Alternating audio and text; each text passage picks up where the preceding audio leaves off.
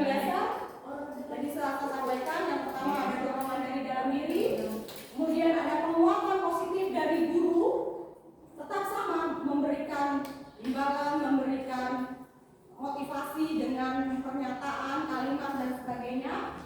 Kemudian yang ketiga, kritikan yang membangun.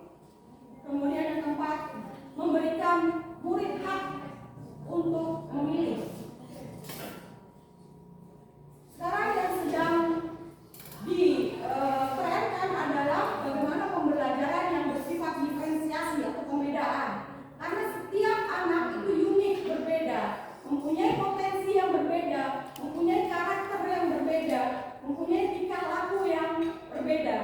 Itulah memang tantangan bagi seorang guru, bagaimana kita mengajak anak-anak untuk mencapai tujuan pembelajaran ataupun tujuan pendidikan nasional secara keseluruhan. Kemudian tentang disiplin positif. Nah, memang ini kita mengasumsikan disiplin sebagai suatu kepatuhan. Bagaimana kita membentuk anak-anak untuk patuh terhadap peraturan yang telah kita sepakati. Saya garis bawahi arti peraturan yang telah disepakati bahwa siswa mau untuk ikut dalam peraturan tersebut, bukan terpaksa ataupun bukan dipaksa.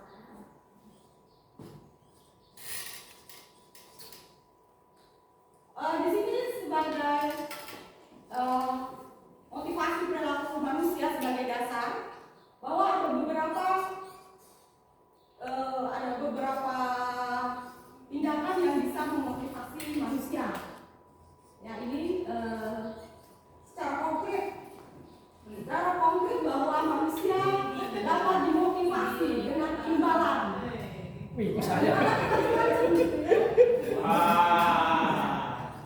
Itu yang nomor 2. Yang pertama, menghindari ketidaknyamanan atau hukuman. Jadi ketika ini kita skup lebih kecil lagi kepada peserta didik takut dihukum kalau terlambat. Nah, itu merupakan salah satu cara untuk memotivasi anak disiplin. Yang ketiga, anak merasa dihargai. Anak merasa mempunyai kepercayaan diri untuk melakukan pembelajaran. Nah, kemudian yang ingin saya sampaikan tentang kebutuhan dasar manusia. Di sini subjeknya memang lebih universal, lebih umum, tidak hanya membahas pada peserta didik. Tapi ini harus kita yakini kebenarannya.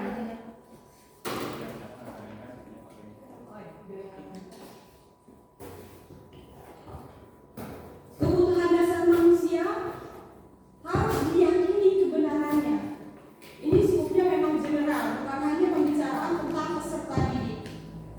Di mana menurut Maslow, kebutuhan manusia yang pertama adalah kebutuhan fisik, makan dan minum. Insya Allah, alhamdulillah, di lingkungan kerja kita untuk makan dan minum sudah sangat tercukupi. Kemudian kedua, rasa aman. Tidak ada ancaman ataupun tidak ada bullying. Ini yang selalu kita hindari di sekolah. Selanjutnya ketiga, kebutuhan sosial, adanya rasa cinta dan kasih sayang. Mungkin secara skup sekolah bagaimana kita mencintai dan menyayangi peserta didik. Tapi terjadi juga mungkin pada cinta antar teman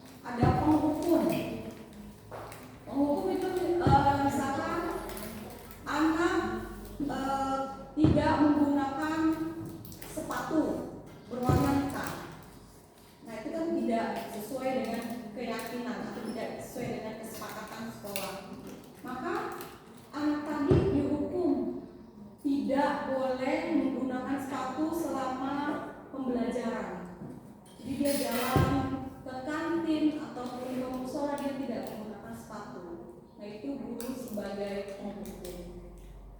Kemudian yang kedua, guru sebagai pembuat merasa bersalah. Jadi bagaimana guru itu mengintimidate atau mengintimidate itu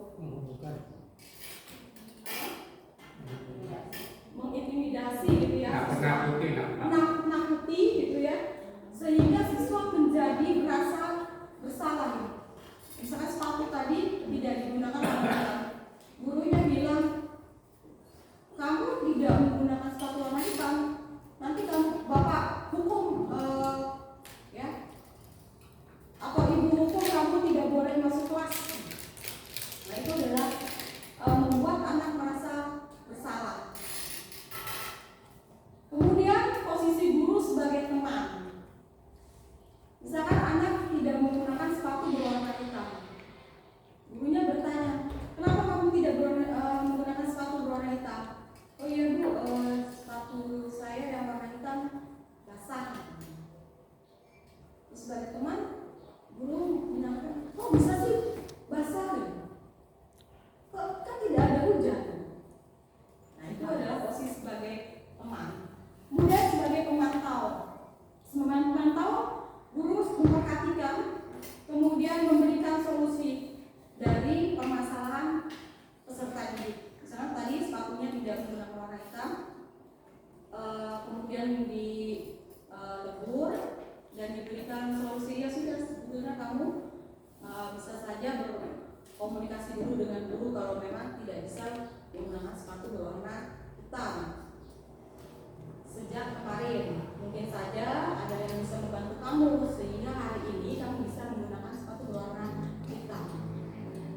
Ya mungkin saja nanti kalau kamu bilang ke ibu nanti bisa dicarikan sepatu warna hitam atau pinjam dari saudara, dari teman dan sebagainya. Artinya kamu seharusnya tidak melanggar aturan pada hari ini sebagai pemantau. Kemudian yang posisi sebagai manajer adalah posisi sebagai yang terbaik, di mana guru menempatkan bahwa selain solusi yang diberikan juga menanamkan kedisiplinan tadi untuk jangka panjang. Misalkan kamu pasti bisa untuk taat pada aturan menggunakan sepatu warna hitam bukan hanya hari ini, tapi kedepannya pun pasti kamu akan bisa. Jadi memberikan keyakinan pada anak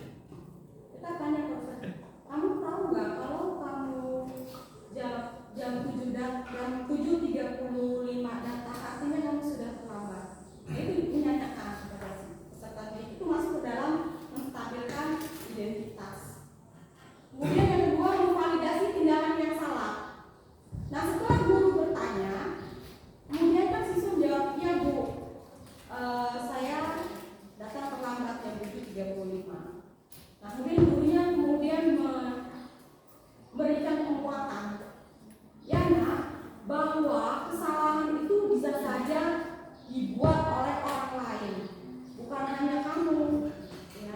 Ibuku dulu waktu sekolah dan bekerja pernah berbuat salah, dan itu hal yang manusiawi.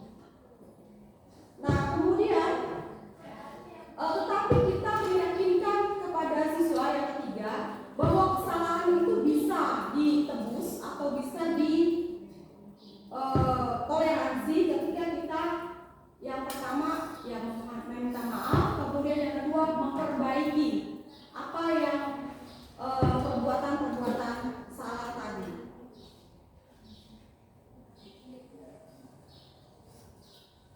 Baik, itu mungkin yang dapat saya sampaikan tentang budaya positif.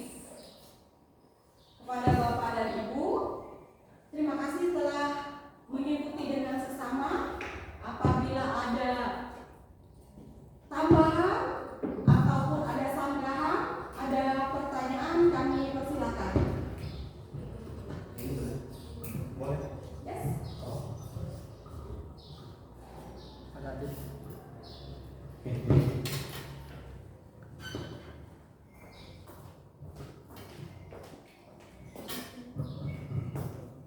Baik, terima kasih. Mohon izin Bapak Ibu. Assalamualaikum warahmatullahi wabarakatuh. Baik, menarik tadi yang telah disampaikan oleh Bu Esti. Sebetulnya konsep Maslow, kebetulan saya juga pernah baca 1 minggu yang lalu konsep teori Maslow yang kaitannya dengan keberagaman atau perbedaan tiap individu.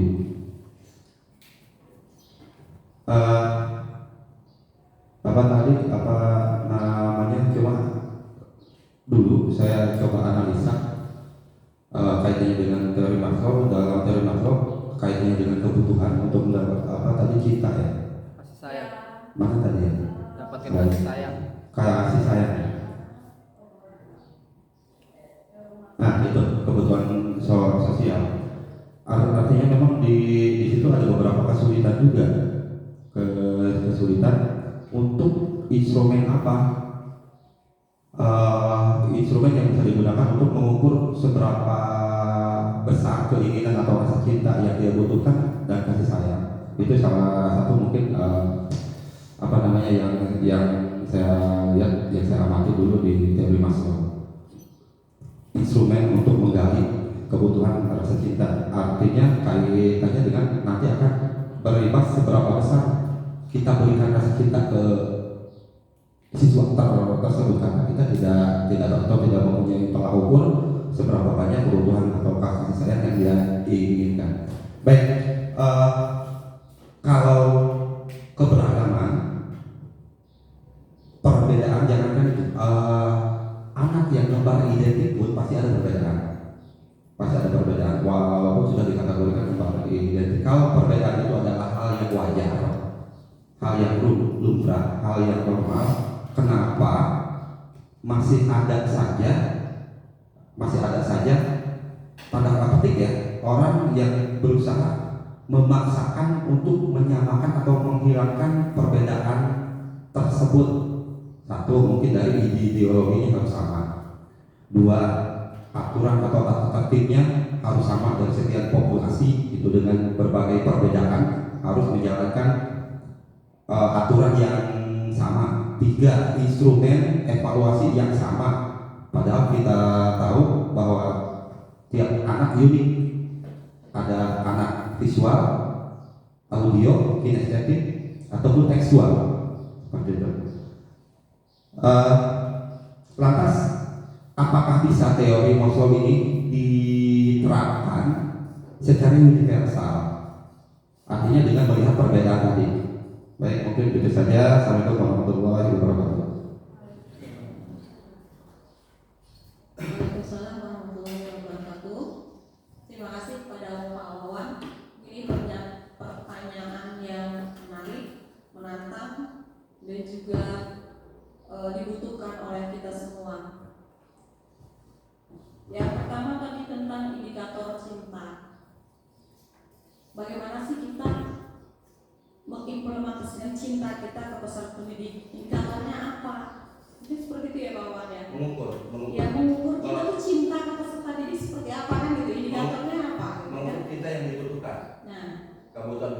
godaan. Nah, seperti yang saya sampaikan di sana bahwa cinta dan kasih sayang adalah kebutuhan sosial.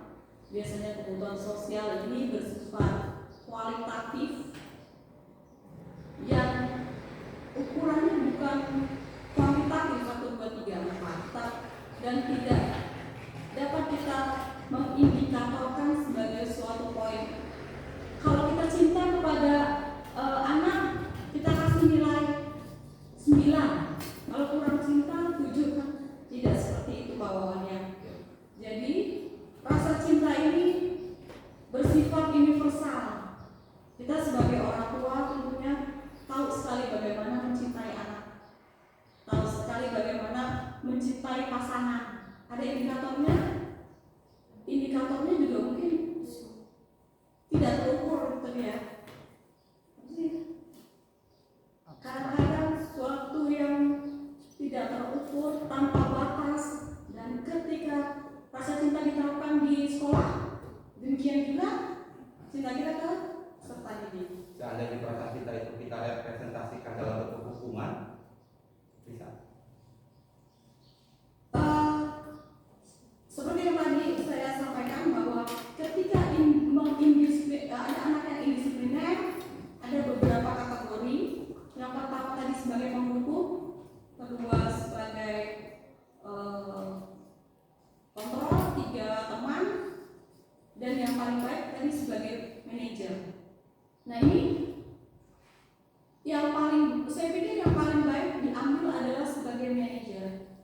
Penghukum memang kita masih ada, masih diterapkan. Tetapi saya pikir itu mengubah paradigma tadi, mengubah paradigma kerja kita, bagaimana guru sebagai penghukum menjadi guru sebagai manajer. Nah, dikaitkan dengan rasa cinta, tentunya ini kompleks. Bagaimana menghukum siswa atau sebagai manajer yang dilandasi rasa cinta. Seperti yang Bapak sampaikan tadi bahwa kembar identik pun pasti ada perbedaan. Kenapa kita masih ada menyamakan persepsi tentang aturan?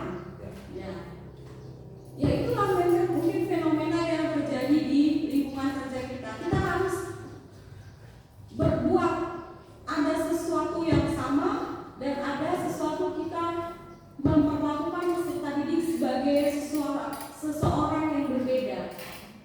Begitu Pak Wawan. Seperti kita buat aturan sepatu berwarna hitam, itu kan menyamakan. Kita bisa saja bikin aturan sepatunya bebas, tapi kemudian kan nanti mungkin akan muncul satu berwarna orange, satu berwarna putih dan sebagainya. Itu akan mengakibatkan hal-hal yang kompleks. Mungkin nanti akan dipertimbangkan lagi apa manfaatnya dan apa mudaratnya, gitu ya kawan. Memang fenomenanya demikian, bahwa kita butuh hal-hal yang perlu disepakati secara sama, tapi kita juga harus memperlakukan peserta didik secara berbeda. Tadi seperti Pak Wan bilang bahwa peserta didik itu mempunyai kemampuan yang berbeda-beda dalam hal auditori atau visual ataupun motorik. Nah itu kalau kita benar-benar mutlak melakukan diferensiasi pada peserta didik, sungguh complicated gitu ya. Kita kasih hal-hal yang untuk melihat visual, untuk auditory yang mendengar, kemudian yang motorik bagaimana kita memberikan kegiatan yang gerakan-gerakan. Ya mungkin itu hal-hal yang kita sebagai guru memberikan banyak sekali stimulan atau stimulus sehingga siswa semuanya bisa terakomodir, baik auditori, visual ataupun motorik atau kinestetik. Nah, yang ketiga tadi tentang teori Maslow secara umum. Teori Maslow ini sebetulnya secara umum, 5 teori Maslow ini tentang kebutuhan manusia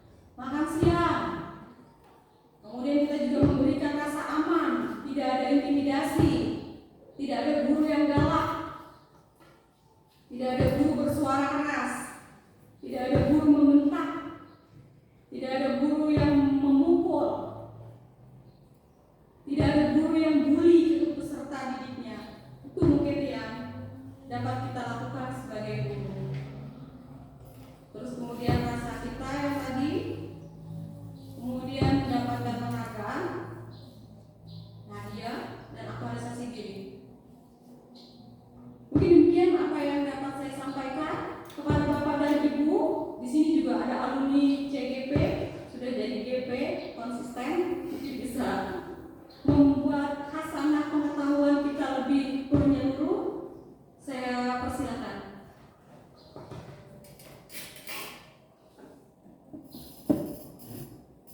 Baik, Assalamualaikum warahmatullahi wabarakatuh.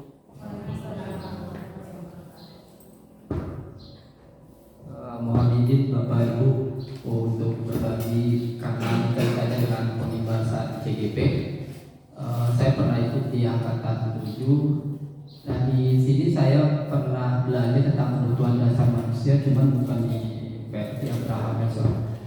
Di guru penggerak itu dijelaskan bahwa untuk memenuhi kebutuhan anak itu kita bedakan menjadi beberapa bagian. Yang pertama, di situ ada kebutuhan lahir atau kebutuhan untuk bertahan hidup atau survival.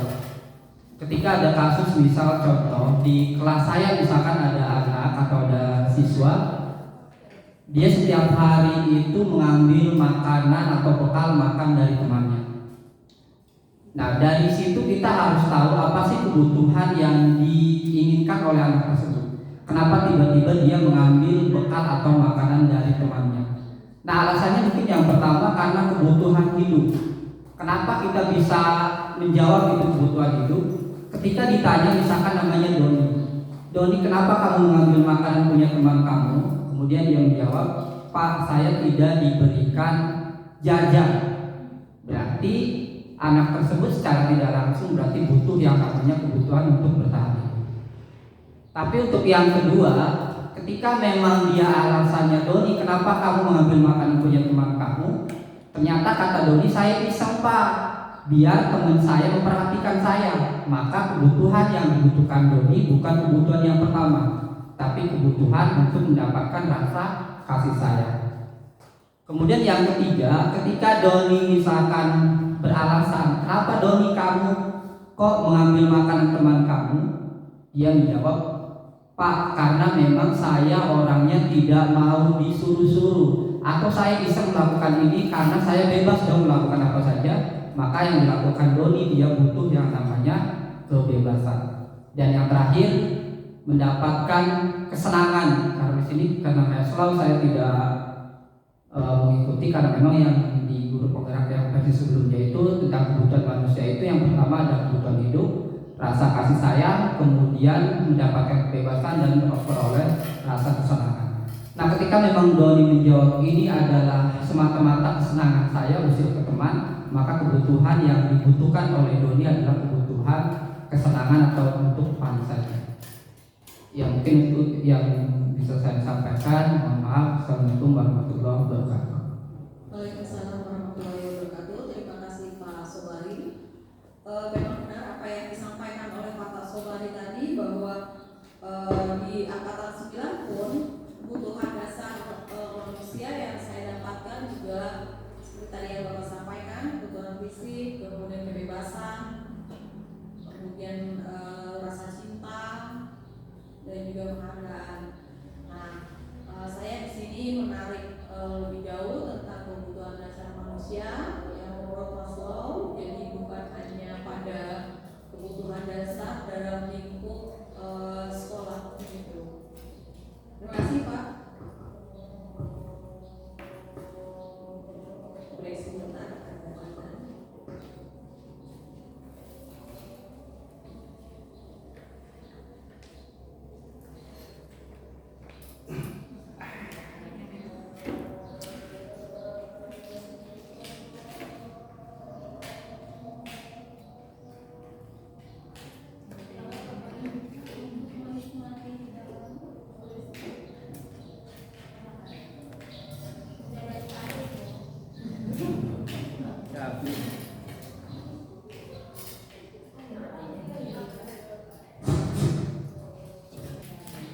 Saya boleh memberikan tambahan pandangan. Ibu SD yang hormat. Yang pertama, terima kasih Ibu SD. Ini hal yang baik. Jadi bismillah kita sama-sama mengeluarkan segala permasalahan untuk kebaikan kita bersama. Ya Bapak Ibu semuanya, saya bukan demokrat, cuma kebetulan saya mungkin digerakkan karena saya digerakkan dari background saya dari Fakultas Ekonomi, dan si Mas Nur ini adalah saya pernah berdebat dengan dosen saya, bahkan dosen saya masih diledek ke saya gara-gara si Mas Nur. Jadi saya teringat kembali bagaimana terkait dengan teori motivasi. Pada waktu itu saya membantah seluruh teori motivasi oleh Abraham Maslow, karena pertanyaan saya bilang bagaimana saya pertanyaan saya ini rasa aman. Pertanyaan saya, bagaimana membuat kita aman? Supaya aman bagaimana Pak? Ternyata dia nggak bisa jawab. Supaya dia cinta sama saya, supaya saya bagaimana Pak? Ternyata nggak bisa jawab. Dosen saya nggak bisa jawab. Akhirnya marah. Nilai saya itu dulu pengalaman ya, pengalaman saya waktu dengan saya. Tapi yang kali ini saya tidak bicara. Bapak Ibu semuanya, tujuan kita ada di sini, tujuan kita bersama adalah bagaimana kita menjadi guru-guru yang notabene adalah kita guru yang memang guru yang bisa ditiru, didukung dan ditiru gitu. Logika yang sering disampaikan oleh guru-guru kita gitu. Bagaimana kita menjadi guru yang bisa didukung dan ditiru gitu. Itu intinya. Makanya hadapan kita adalah kita punya tatanan besar anak-anak, tetapi juga bukan hanya kepada anak, tetapi juga bagaimana manajemen kita sendiri. Nah, konteks paling dasar adalah penyelesaian terkait dengan permasalahan-permasalahan pendidikan. Saya mulai spesifikkan atau mulai mulai fokus kepada SMA 29. Saya tidak bicara seluruh, tetapi semuanya secara umum saya bilang terletak pada yang namanya manajemen. Manajemen itu terletak pada yang namanya manajernya.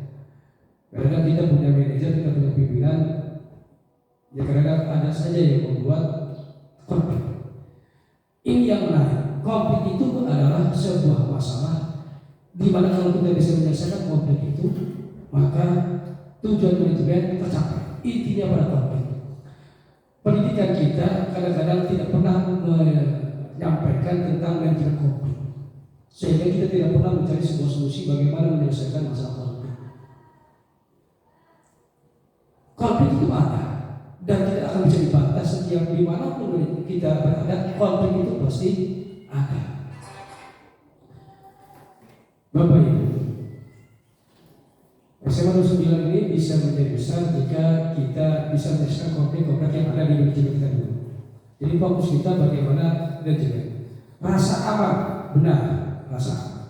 Aman ini artinya kalau bicara makan minum, saya yakin semuanya kita terpenuhi. Anak-anak alhamdulillah terpenuhi makan minum. Rasa aman inilah yang memang harus kita garis bawahi, rasa aman. Nah, Pak Sobari mungkin nanti Bu Esti juga nanti boleh memberikan sebagai pandangan bagaimana kita membuat rasa aman. Rasa aman itu bagaimana sih? Spesifiknya bagaimana rasa aman? Karena yang aman ini sebenarnya menjadi tolak ukur paling dasar bagaimana kita melangkah untuk mencapai sebuah tujuan. Rasa aman semua itu bagaimana? Apakah siswanya tidak boleh keluar masuk? Rasa aman itu bagaimana? Apakah siswanya kondisi sehat? Rasa aman itu bagaimana? Nah, rasa aman ini sifatnya masih kata ibu tadi universal. Bahasa aman lagi indikatornya apa? Malah bahasanya ya indikatornya apa? Mari kita membahas rasa aman ini. Saya sendiri pun tidak bisa menjawab rasa aman itu yang ada di kita bagaimana. Kalau kebutuhan sosial, karena kalau rasa aman datang kepada kita, saya yakin kebutuhan yang lain, kebutuhan sosial, cinta, kasih sayang, penghargaan, akuisisi diri, itu semuanya akan terpenuhi jika kalau makan minum saya yakin lah, bukan itu yang tidak penting, itu dasar. Kalau yang namanya dasar, selama kita hidup, insya Allah pasti itu terpenuhi. Selama kita hidup ya, beda kalau udah mati. Ya. kalau bicara rasa aman itu perlu diperjuangkan. Nah, indikatornya untuk aman itu bagaimana? Nah, ini Pak Sobari nanti boleh menyampaikan, Pak Sobari, Bu Esti boleh menyampaikan rasa aman. Karena ini yang penting bagi rasa aman. Kalau saya punya pandangan begini, pandangan saya boleh salah. Rasa aman itu adalah apa yang kita inginkan, apa yang kita mau, semuanya itu bisa kita laksanakan dengan bahagia. Itu aman. Itu menurut saya, dengan bahagia tanpa ada beban, tanpa ada tekanan. Itu secara teori. Kalau tidak bahagia, artinya tidak aman, gitu. Nah, bagaimana kita rasa aman itu persepsi menurut Pak Wawan semuanya. Nah, yang ingin saya sampaikan di sini, solusi menurut saya yang kita harus berbagi bareng-bareng sekolah kita itu adalah satu, kita tahu bahwa konflik ini terjadi karena masing-masing punya kepentingan, masing-masing punya keinginan, masing-masing punya ada ego dan sebagainya. Maka untuk menyatukan kepentingan, untuk menyatukan keinginan tadi, ini semuanya tadi yang disampaikan Bu Esti, ini harus dibekali dengan yang namanya kemauan. Kemauan siapa? Ya kemauan kita bersama, gitu ya. Nah, tanpa kita ada kemauan untuk mempersatukan kepentingan keinginan tadi, rasa aman rasanya susah kita rasakan. Nah, solusi lainnya apa? Ya, kalau dalam istilah manajemen adalah komunikasi. Yang harus kita bangun dengan siswa, yang harus kita bangun dengan guru semuanya adalah saat ini bagaimana kita mau berkomunikasi. Berkomunikasi bukan untuk kepentingan pribadi, tetapi komunikasi untuk kepentingan semuanya. Nah, ini yang harus kita munculkan. Karena kalau komunikasi ini masih bersifat pribadi, bukan bersifat semuanya, maka rasa aman ini tidak akan muncul. Menurut saya tidak akan muncul. Bagaimana supaya komunikasi itu bukan hanya bicara pribadi? Maka tadi kepentingan pribadi, keinginan pribadi, artinya itu harus kita ganti dengan kepentingan dan keinginan bersama. Itu konteksnya. Menurut saya, ya menurut saya.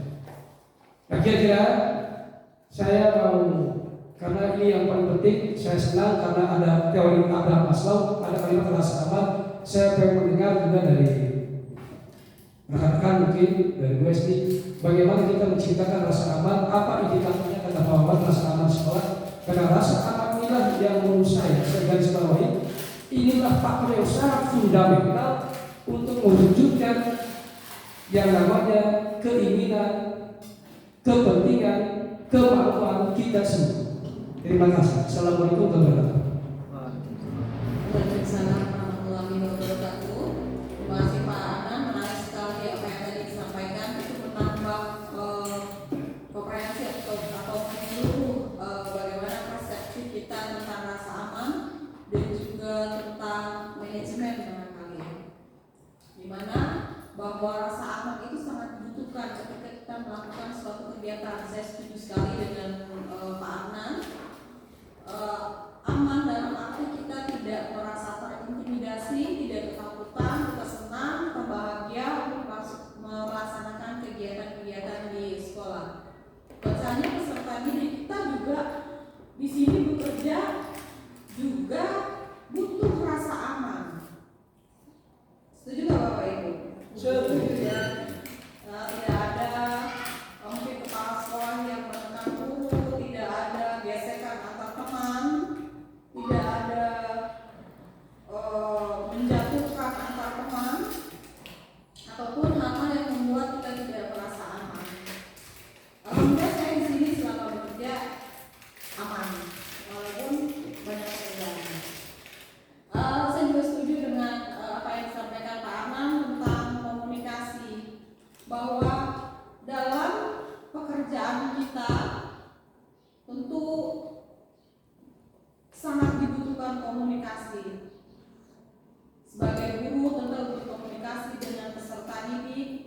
kemudian secara struktur organisasi dalam sekolah, ada kepala sekolah, ada rekan-rekan guru, dan juga ada kaitannya dengan tenaga kependidikan. Komunikasi itu sangatlah penting untuk mencapai tujuan. Kemudian tadi disebut juga dari Pak Adnan tentang manajemen. Kalau yang manajerial secara umum, pernah saya belajar tentang manajemen, pernah saya sampaikan juga bahwa dalam manajemen itu ada tahapan-tahapan mulai dari perencanaan, pelaksanaan, monitoring, evaluasi, sampai continuous improvement atau kemajuan secara berkelanjutan. Itu semua membutuhkan komunikasi. Jadi saya setuju sekali dengan apa yang tadi Pak Adnan sampaikan, dan saya sangat terima kasih, sangat mendukung kegiatan ini, karena kegiatan ini kegiatan yang spesial untuk program saya. Terima kasih Pak Adnan. Mungkin ada yang lainnya? Cukup saya. Saya ketahui ya. Ada yang kan materi yang lain bisa ada? Cukup ya? Baik. Kalau cukup, saya berterima kasih sekali lagi. Mohon maaf apabila ada hal-hal yang tidak berkenan dalam kegiatan pengimbasan CGP saya kali ini. Saya mohon juga dukungan dan doanya agar saya bisa terus mengikuti program ini dengan baik dan juga mungkin lulus dengan hasil yang maksimal. Wabillahi taufiq wal hidayah. Wassalamualaikum warahmatullahi wabarakatuh. Waalaikumsalam.